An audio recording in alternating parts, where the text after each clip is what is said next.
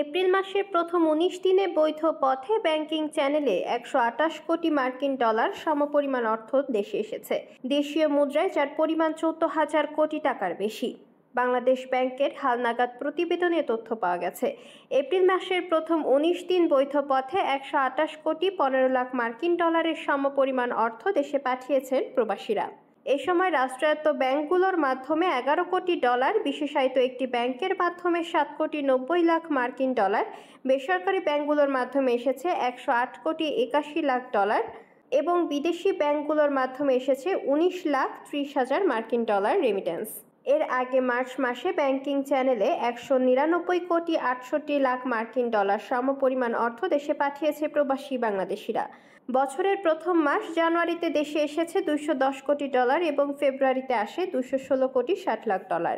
গত ২০২২ থেকে ২৩ অর্থ বছরে মোট রেমিটেন্স এসেছে ২১৬১ কোটি ৭ লাখ মার্কিন ডলার।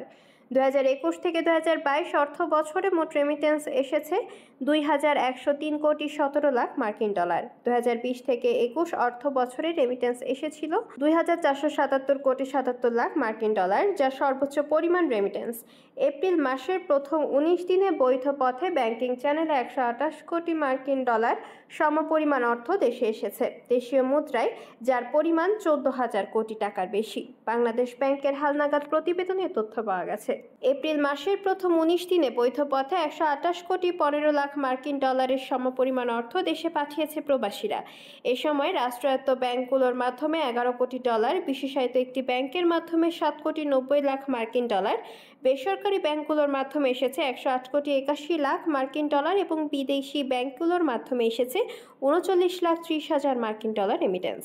এর আগে মার্চ মাসে ব্যাংকিং চ্যানেলে ১৯৯ কোটি ৬০ লাখ মার্কিন ডলার সমপরিমাণ অর্থ দেশে পাঠিয়েছে প্রবাসী বাংলাদেশিরা।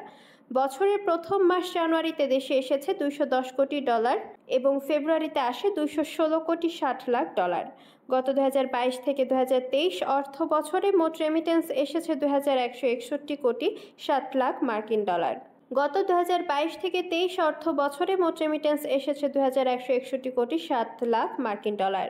২০২১ থেকে ২২ অর্থ বছরে মোট রেমিটেন্স এসেছে ২,১০৩ কোটি ১৭ লাখ মার্কিন ডলার। ২০২০ থেকে ২১ অর্থ বছরে রেমিটেন্স এসেছিল ২,৪৭৭ কোটি ৭৭ লাখ মার্কিন ডলার, যা সর্বোচ্চ পরিমাণ রেমিটেন্স।